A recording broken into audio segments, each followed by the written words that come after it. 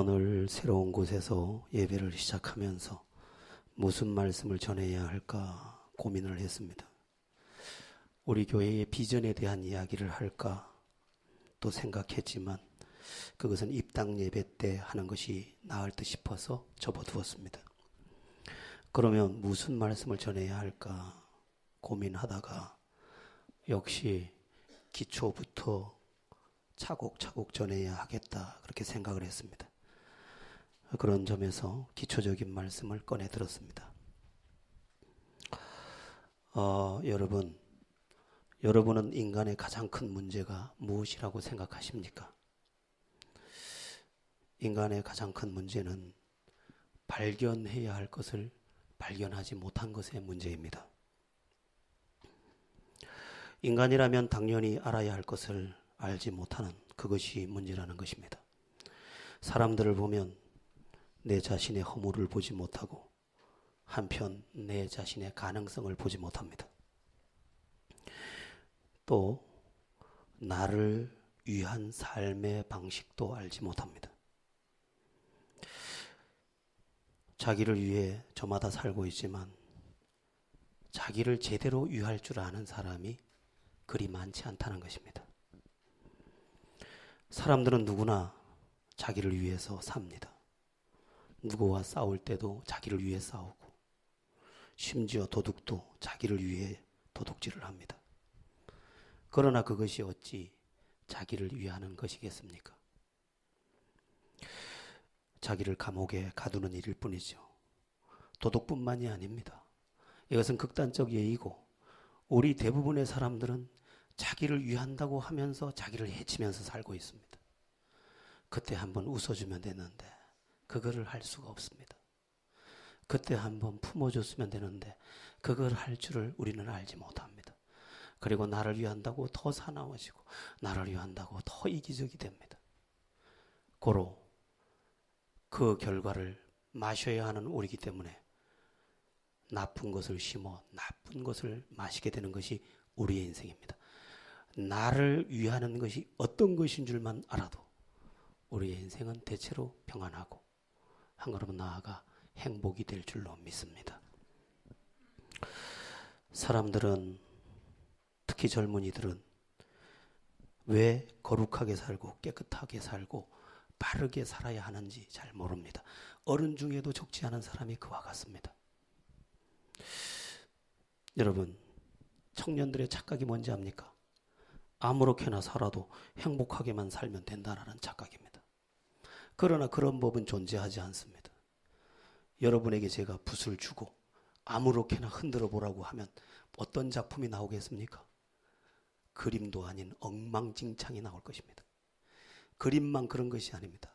우리의 인생도 함부로 살면 엉망진창이 되는 것입니다. 그래서 바르게 살아야 하고 그래서 깨끗하게 살아야 하고 그래서 경건하게 살아야 하는 것입니다. 그런데 그걸 발견하기가 얼마나 어렵습니까? 우리 여기 비닐도 좀 쳐주고 수고해준 우리 김덕기 사장이라는 사람이 있습니다. 정말 당신 말로 개구타게 살았답니다. 함부로 살았대요.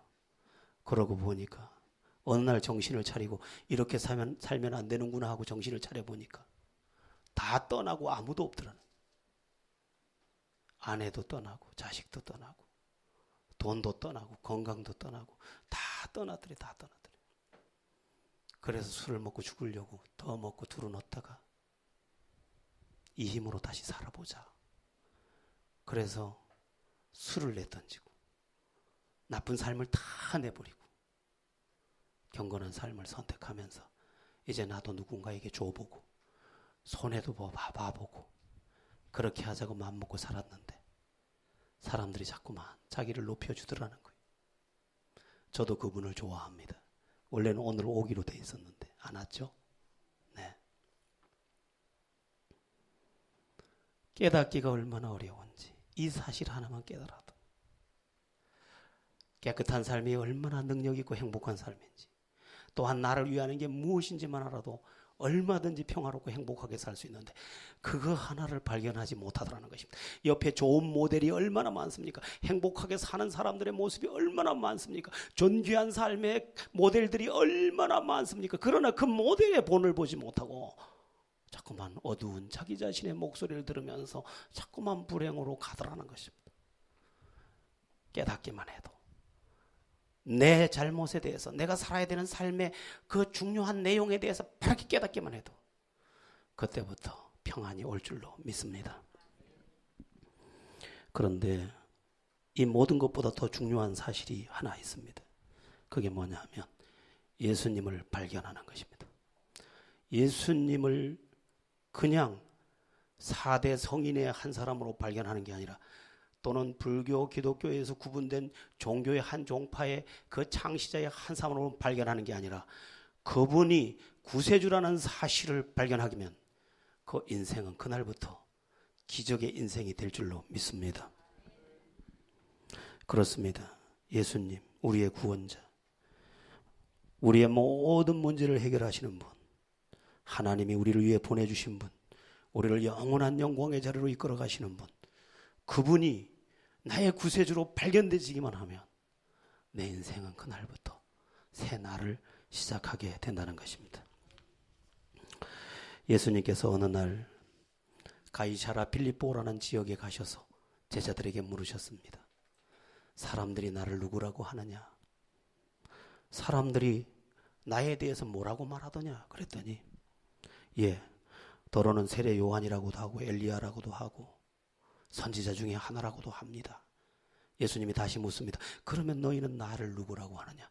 너희가 발견한 나는 누구냐? 이렇게 물은 것입니다. 예수님의 질문은 뭡니까? 너희가 나를 발견했는지 한번 알고 싶다는 것입니다. 내가 누구냐? 네가 볼 때 너는 나를 발견했느냐? 이렇게 물은 것입니다.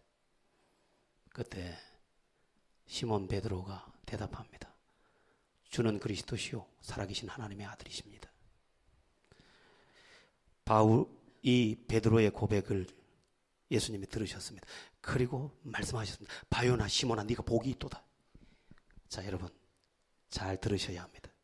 네가 지금 나를 알아봤구나. 내가 누군지 네가 발견했구나. 네 진짜 복이 있다. 이렇게 말씀하신 것입니다. 그렇습니다. 예수님을 제대로 발견한 그 사람은 복이 있습니다. 내가 어떻게 살아야 되는지를 발견한 사람 복이 있습니다. 그런데 그거보다 더한 복이 뭐냐? 예수가 구세주라는 사실을 발견한 그 사람, 그가 복이 있습니다. 그리스도라는 말이 뭐냐? 뜻의 전체적인 의미는 구세주라는 뜻입니다. 주는 그리스도시요 구세주시요. 그리스도라는 말은 물론 기름 부음을 받은 자라는 뜻이지만 그 궁극적 의미는 구세주라는 의미입니다. 네가 나를 발견했구나. 베드로야, 네가 나를 발견했구나. 네가 참 복이 있다. 이렇게 말씀한 것입니다. 어떤 사람이 인생 이렇게 사는 게 아니구나, 이렇게 살아야 되는구나 하고 바르게 발견하면 그가 복이 있는 사람이라면, 그거보다 더 복된 사람이 누구냐? 예수님이 구세주라는 것을 발견한 그 사람 복이 있습니다. 여러분, 제가 여기에 서 있는 단 하나의 이유가 있다면 예수님을 구세주로 발견했기 때문입니다. 내가 오늘 감격할 수 있다는 단 한 가지 이유라면 내가 예수님을 구세주로 발견했기 때문입니다. 그래서 여러분의 눈이 열려서 예수님을 구세주로 발견해야 되는 줄로 믿습니다. 자, 그러면 구세주라는 말은 건져낸다는 말인데, 우리가 예수님을 발견하고 예수님을 붙잡을 때 예수님은 우리를 어디에서 건져내느냐? 어마어마한 곳에서 건져내기 시작합니다. 모든 곳에서 건져내는데 어마어마한 곳에서 우리를 건져내기 시작합니다. 기본적으로는 우리를 죄에서 건져냅니다. 우리의 죄를 사해 줄 뿐만 아니라 죄악된 삶에서 우리를 서서히 건져냅니다. 예전에 제가 방황할 때는 아무 죄를 지지 않아도 폴리스께서 지나가시면 떨었습니다. 지금은 그들이 옆에 있을 때가 가장 편합니다. 왜? 그가 나를 최소한 지킬 수 있으니까. 죄가 나와 상관이 없습니다. 나는 경찰서가 왜 저래 커야 되는지 알지도 못합니다. 왜? 죄 사함을 받았을 뿐만 아니라 점점 나를 죄에서 예수님이 꺼내가고 계시기 때문입니다. 이전보다 더 건져내고 있습니다. 그래서 죄의 삭은 사망인데 나를 죽이고 나를 불행하게 하는 요소들이 점점 나를 떠나가는 것입니다. 여러분, 예수를 믿으면 여러분을 불행하게 하는 죄에서 벗어나게 될 줄로 믿습니다. 또 우리를 어디서 건지느냐? 조금 전에 죄에서 구원한다고 말씀드렸는데 그것과 연관해서 불행에서 우리를 건져내십니다. 예수님은 구세주입니다. 그런데 그 구세주가 우리를 어디서 건져내느냐? 우리를 불행에서 자꾸 건져냅니다. 외로움, 슬픔, 분노, 고통, 모든 내가 불행하게 여기는 모든 것에서 건지기 시작합니다. 마치 큰 투망을 던져서 그곳에서 그물을 잡아 다닐 때 그곳에서 수많은 물고기가 건져 올라오듯이 우리 안에 있던 모든 것들을 건져내기 시작합니다. 서서히, 그러나 완전하게 건져냅니다. 저는요, 제가 날이 갈수록 자꾸 건져지고 있는 것을 보고 있습니다. 아, 내가 지금 불행의 나라에서 행복의 나라로 계속 이사를 가고 있구나. 주님이 계속 내게 은혜를 베푸셔서, 아니 나는 그때 믿어서 구원받고 죄사함 받은 게 다인 줄 알았는데 주님은 자꾸만 나를 건져내고 있습니다.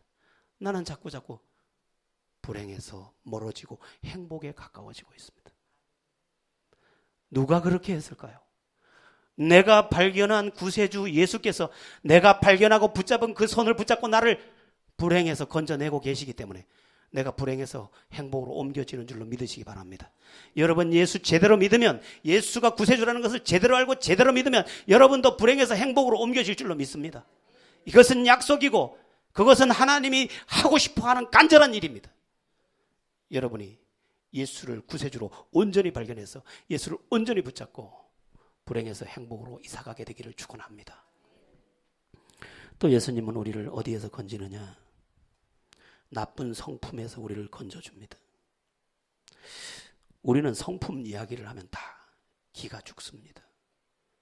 왜 기가 죽습니까? 우리의 성품이 뭐가 다 많이 나 있기 때문입니다. 여러분, 여기 가장 온유한 그 사람까지도 제일 자신 없는 거 한 가지를 얘기하라. 그러면 성품을 이야기합니다. 모두가 성품에 자신이 없습니다. 제가 아는 한 우리 교회에서 가장 성품이 좋다고 제 마음에 오래도록 간직한 사람은 임소영 집사입니다. 그런데 임소영 집사가 어느 날 민우기를 쥐 흔들더라고요. 내가 첫째 아들을 그거 보고 내가 얼마나 은혜를 받았는지. 괜찮구나, 나도 괜찮구나. 왜냐하면 나는 저 사람이 한 번도 불쾌한 행동을 하는 걸 본 적이 없어요. 한 번도. 그래도 성품에는 자신이 있죠. 아니에요. 이렇게. 성품에는 누구나 자신이 없어요.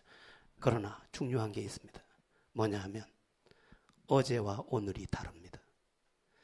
내가 예수님을 구세주로 발견하고 그분을 붙잡았더니 그분이 이제 나쁜 성품에서 서서히 건져내서 나를 이제 선한 성품, 아름다운 성품의 나라로 계속 옮겨가십니다. 10년 전에 저와 지금의 저는 너무너무 다릅니다. 10년 전에 만났으면 여러분들이 저를 너무너무 싫어할 겁니다. 그러니까 10년 전부터 우리 교회에 남아있는 사람들은 너무너무 좋은 사람들입니다. 사실입니다. 정말 사납고 정말 거칠고 정말 무경우했습니다. 근데 지금은 송경우만큼 경우가 있습니다. 그래가지고 요새는 우리 수연 집사가 청년 때 우리 채은이 간사하고 결혼할 때 제가 주례하고 이 집 아들 셋도 제가 이름을 다 줬는데, 근데 수연 집사 이래 잘 못 부르겠어. 이제는 성품이 고요해지면서 수연 집사님 이래 아이고 이게 잘 안 되더라고요. 경우 집사님 그래요 이렇게. 경우 집사는 대학교 1학년 때 나한테 왔는데, 그 최 집사 같은 경우에는 하도 최 집사 해가지고 잘 안 돼서 최 집사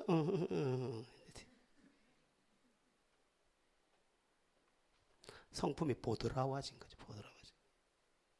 얼굴도 좀 많이 보드라워진 겁니다. 아직 이렇지만 주님은 나쁜 성품에서도 우리를 건져냅니다. 왜? 좋은 성품 안에 행복이 담기고 평화가 담기고 존귀함이 있고 영광이 있는 걸 아시고 그 가시 갖고 거칠고 뾰족한 것들을 갈아내시는 겁니다. 그 이제 제가 조금 사람이 돼가고 있습니다. 누가 그렇게 했을까요?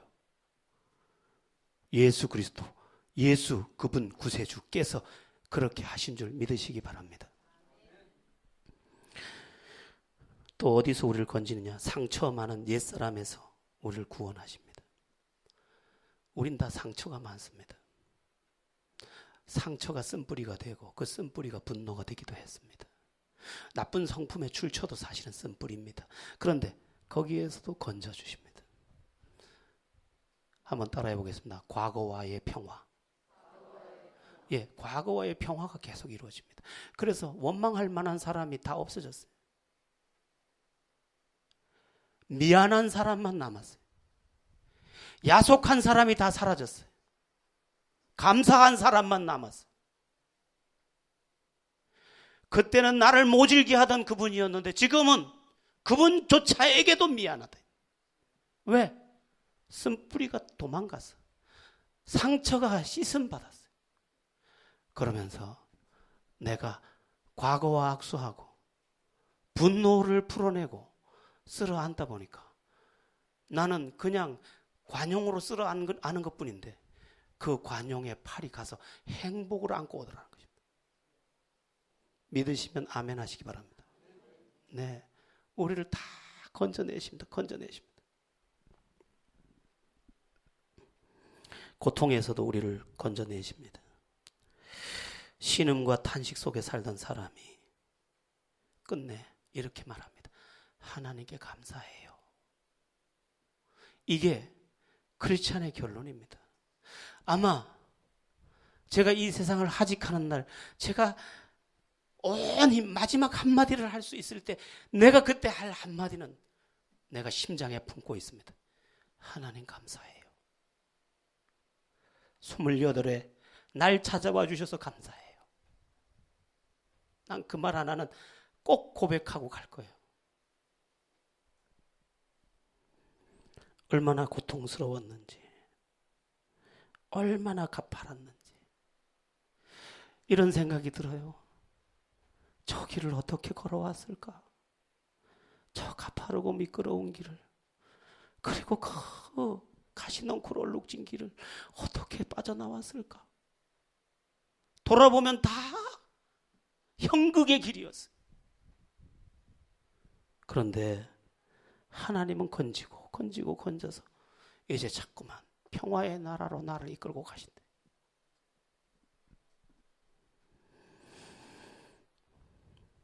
주님은 또 우리를 무가치한 인생에서 구원하십니다.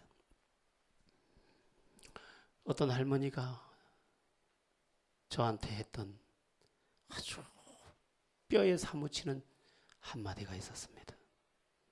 가니까 너무 외로운 분이셨는데 그분이 저의 손을 딱 잡더니 이러는 거예요.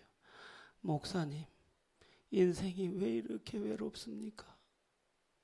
이제 당신이 생각할 때 갈 날도 얼마 안 남은 것 같은데 보니까 자식은 자식대로 다 자기 살 길 가고 자기는 우리간에 가둬놓은 한 마리 애완견도 안 되게 있어서 식은 죽 던져놓은 거 쳐다봤다가 너무 배가 고파서 한 숟갈 먹고 또 내 던져놨다가 또 안 주니까 또 끌어다가 먹고 그렇게 울다가 창문보다 또 울다가 그러고는 제가 갔는데 제 손 붙잡고 목사님 인생이 왜 이렇게 외롭습니까? 그러시더라고요. 인생은 그렇습니다. 왜 사는지, 왜 이렇게 외로워야 하는지, 왜 이렇게 고통당하다 죽어야 되는지도 모르고 죽어야 될 일이 우리 앞에 있습니다. 그런데 우리가 발견한 그리스도 구세주 메시아 그분이 우리가 붙잡은 그 손을 붙잡아서 여기서 건져낸다는 것입니다. 우리 아들도 나중에 얘기하겠죠. 아버지 힘드시지요. 내가 힘들어서 병상에 누워서 그랬겠지. 괜찮다. 난 승리했다. 난 승리했다. 제가 생각할 때 저는 이미 승리했습니다. 그리고 더욱 승리를 주실 줄로 믿습니다. 왜? 내가 붙잡은 예수 그리스도께서 나를 모든 부분에서 건져내셨고 지금도 건지고 계시고 앞으로 더욱 건져가실 거고 더 만들어서 더 위대하게 하실 것이니까. 무가치하고 외롭고 삭막한 곳에서도 우리를 건져주시는 줄로 믿습니다. 뿐만 아닙니다. 우리를 지옥에서 건져줍니다. 우리 구세주 되신 예수 그리스도를 발견하고 그 구세주 되신 예수를 진짜 붙잡으면 지옥의 형벌에서 건져진다고 주님은 말씀하고 있습니다. 여러분, 인간에게 자명한 것 하나 뭡니까? 한 번 죽는 것은 사람에게 정하신 것이고 그 후에는 심판이 있으리라. 반드시 죽고 반드시 심판대 앞에 서야 되는데 그때 우리를 지옥에 들어갈 수밖에 없는 우리를 빼내어서 천국으로 옮겨 넣어 주신다는 것입니다. 여러분, 다 죽습니다. 심지어 오늘 태어난 아이도 죽습니다. 누구도 죽음을 피할 수 없습니다. 그리고 그 후에는 심판이 있습니다. 우리가 죽음을 왜 그렇게 두려워하느냐? 심판을 내 무의식의 세계에서 알고 있기 때문입니다. 그런데 거기서 건져주신다.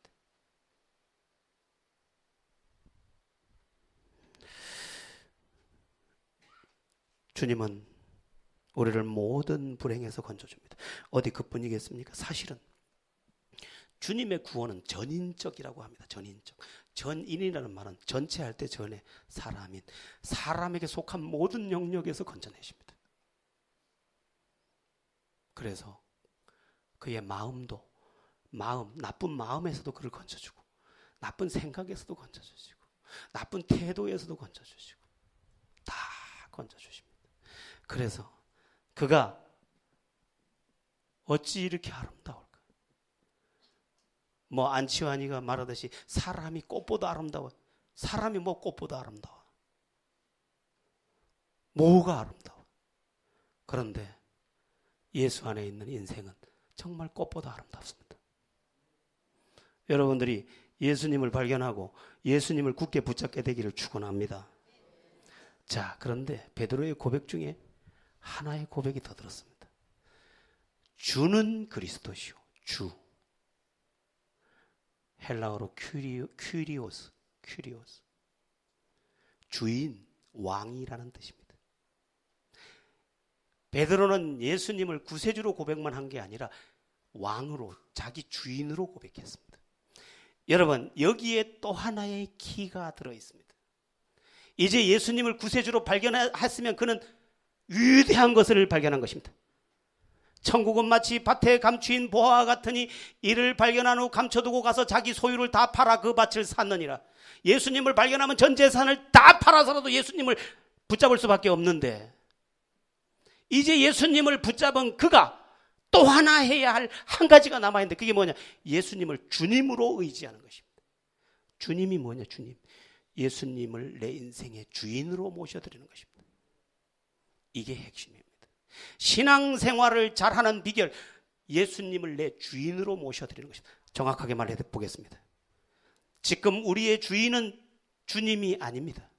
그럼 무엇이 내가 내 인생의 지금 현재의 주인이냐? 돈, 욕심, 때로는 우상, 때로는 내 나쁜 감정, 때로는 내 잘못된 계산, 때로는 죄가 내 인생의 주인 노릇을 하고 있습니다. 여러분, 신앙생활을 하면서도 왜 그가 변화받지 못하느냐? 변화받지 못하는 이유는 그가 예수님을 주님으로 따르지 않기 때문입니다. 예수님을 주님으로 따르면 그는 인생이 변하게 되어 있습니다. 왜냐? 예수님 말씀하셨습니다. 도둑이 오는 것은 도둑질하고 죽이고 멸망시키려는 것뿐이요 내가 온 것은 양으로 생명을 얻게 하고 더 풍성히 얻게 하려 하심이라. 세상은 모든 것을 줄 것 같지만 내 인생을 도둑질해 가는 것밖에 없다. 그런데 주님은 뭐 하러 오셨는데? 생명을 얻게 하고 풍성히 얻게 하라 하십니다. 우리를 가장 선한 곳으로 이끌려고 오셨기 때문에 그분을 주인님으로 따르기만 하면 그분의 풍성함과 그분이 주시는 생명을 누리게 될 줄로 믿습니다. 이 생명이라는 단어는 히브리어 헬라어로 조에라는 단어를 썼습니다. 여러분도 다 지금 생명을 갖고 있습니다. 그런데 히브리어로 봤을 때 생명은 여기 목에 호흡이 붙어 있는 상태를 말하는 게 아닙니다. 그것은 숨을 쉬는 상태고, 생명은 뭐를 말하느냐? 가치 있는 존재로서의 인생을 말합니다. 내가 봐도 내 인생에 의미가 있어요. 내가 봐도 내 인생에 아름다움이 내게 있어요. 내가 봐도 내 인생이 고맙습니다. 이것이 있는 생명을 얻게 한다. 이것을 주겠다는 것입니다. 여러분, 제가 라디오 방송으로 예수 그리스도를 영접시키는 방송을 하고 있습니다. 그런데 사람들이 전부 예수 그리스도를 영접하라고 하면서 따라하라고 하면 처음에는 억지로 따라합니다. 그런데 어느 부분에 가면 딱 마음이 뜨거워지는 음색을 느낄 수 있습니다. 그때가 언제냐?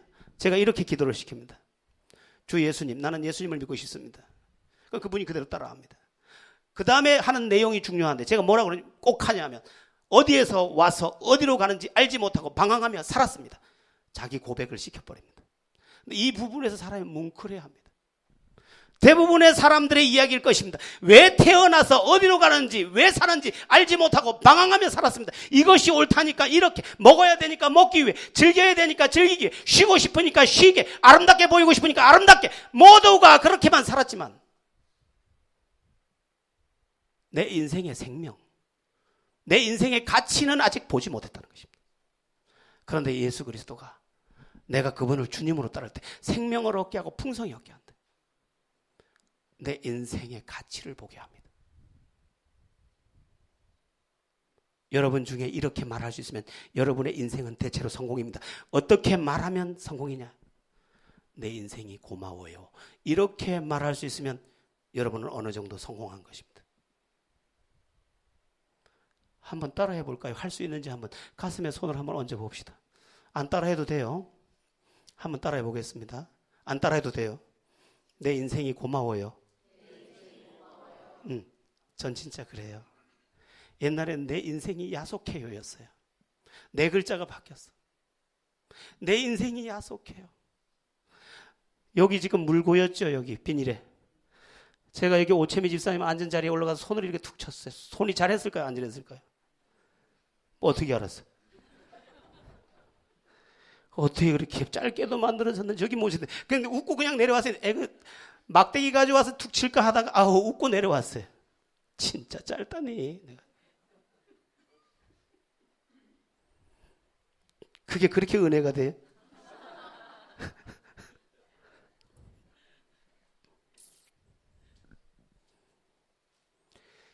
예수님을 구세주로 발견하고 예수님을 주인님으로 따르기 시작하면 어떻게 되느냐?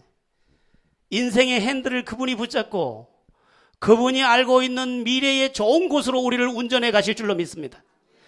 인생을 두 번 살아본 사람은 아무도 없습니다. 인생은 모두 초행길이에요. 그러므로 아는 분에게 맡겨야 돼. 우리의 미래까지 다 볼 수 있는 유일한 분은 하나님이시고 하나님의 아들이신 그분밖에 없어요. 그분이 보고 운전해 갈 수 있도록 내 핸들을 그분께 맡겨드리고 그분의 옆에서 그분이 주시는 은혜를 누리며 기뻐하고 감사하면 되는 줄로 믿습니다. 우리가 자꾸 핸들을 움켜쥐고 가다 보니까 되는 줄 알았는데 낭떠러지기로 몰고 갔어요. 우리가 내 인생의 핸들을 붙잡고 가다 보니까 여기는 다 되는 줄 알았는데 거기가 막다른 길이에요. 제가 부산 처음 와가지고 간만동에 갔어요. 간만동에 봉고차를 몰고, 전도사가 봉고차를 몰고 막 거기에 뭐 교인이 하나 있대. 신방 간다고 가는데 이상하더라고요. 그래도 뭐 제가 운전을 꽤 하는 사람이니까 강원도 운전수가 부산서 못하겠어요. 그래 갔더니 세상에 가니 길이 없어요. 길이. 그래가지고 교회차 산지 얼마 안 되는 걸 다 밀어가지고 가져왔어요. 죽을 수는 없으니까 벽을 막 기대고 막 밀고 나왔지 뭐. 그러니까 그 목사님은 웃으시더라고요. 여러분, 내 욕심이 성공으로 가는 길이거나 내가 생각한 판단이 완전한 것이 아닙니다. 완전하신 분은 천지를 창조하신 하나님과 그 아들 예수, 삼위일체 하나님이신 줄 믿습니다. 그러므로 그분을 주인으로 모셔야 합니다. 그래서 신앙의 과제 두 가지 이야기하면, 하나는 예수님을 구세주로 발견해야 한다. 두 번째, 예수님을 주님으로 따라야 한다. 예수님을 주인으로 모시고 그분이 나에게 무엇을 명하시든지 그대로 하는 것입니다. 내 욕심과 계산이 앞서면 우리는 수십 년을 다니고도 변화받지 못한 영적 상태를 그냥 계속해야 합니다. 하나님이 여러분 가운데 큰 일을 행하시도록 예수님을 주인으로 따르게 되기를 바랍니다. 자, 여기 또 한 가지 주목할 게 있는데, 베드로의 고백 중에 어떤 고백이 있냐면, 주는 그리스도시요 살아계신 하나님의 아들이십니다. 여러분, 하나님은 살아계신 줄 믿으시기 바랍니다. 가끔 저는 테스트 해봤습니다. 저는 가끔 무모한 방법을 씁니다. 정말 막다른 길에서 아무하고도 의논하지 않고 인간적인 방법을 하나도 쓰지 않고 주님이 어떻게 하시는지 볼 때가 많이 있었습니다. 그때는 아무 말도 하지 않습니다. 너무너무 떨립니다. 그냥 이대로 가면 망할 것 같아요. 그러나 뜻을 정했기 때문에 하나님이 어떻게 하시는지 보기로 마음먹습니다. 그 밤이 두렵습니다. 그런데 하나님이 살아계신 증거를 나타내시기 시작합니다. 하나님은 언제 당신을 나타내시느냐? 끝자락에 나타내십니다. 왜 끝자락에 나타내시느냐? 내가 수단을 쓰지 않는 것까지 본 다음에 역사하시는 것입니다. 우리의 문제는 뭐냐? 자꾸 수단을 동원하는 것입니다. 꾀를 동원하는 것입니다. 경험을 동원하는 것입니다. 주님의 말씀이 우리에게 채택되고 기도가 우리에게 채택되면 우리의 영적 삶의 새날이 시작될 줄로 믿습니다. 지금도 마찬가지입니다. 저는 눈이 제 자신이 맑아지는 것을 느낄 때가 있습니다. 그리고 주님만 바라보기로 결정할 때 내 안에 새 힘이 솟구치는 것을 느낍니다.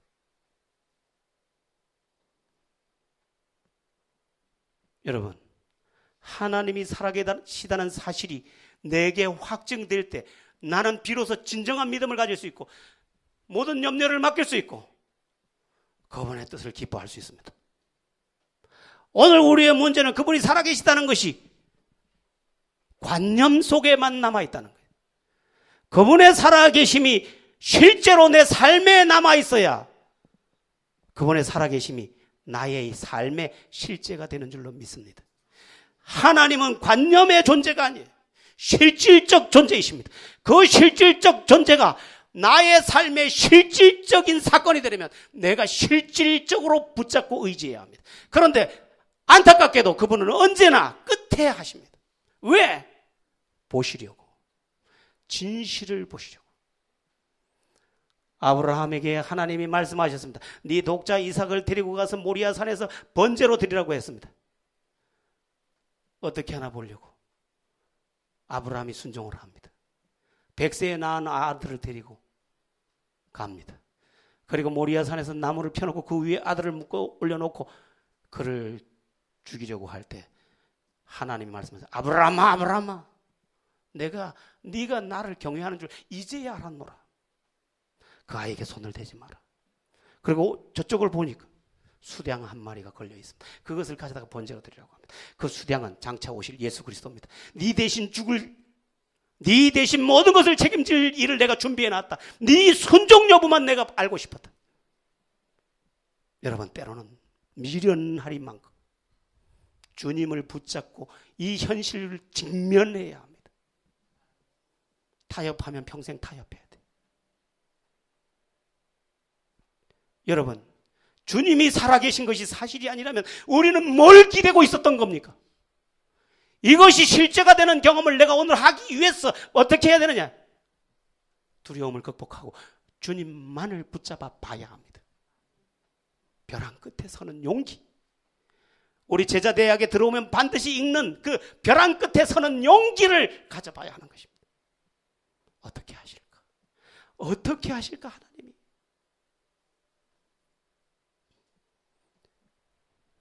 히스기야라는 유명한 왕이 있죠. 아수르 군대가 18만 5천 명이 포위했습니다. 어떻게 할 바가 없습니다. 아수르 군대에서 얘기했습니다.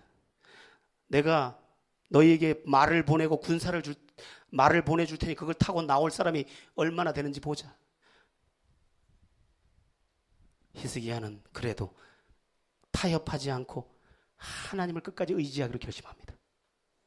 그리고 그 밤에 아수르 군대에서부터 온 편지를 펴놓고 하나님께 기도합니다. 여호와여 보시옵소서. 여호와여 보시옵소서. 저들이 사신 하나님을 회방하였나이다. 보시옵소서. 그리고 기도하고 아침에 성벽에 나가서 이래 봤습니다.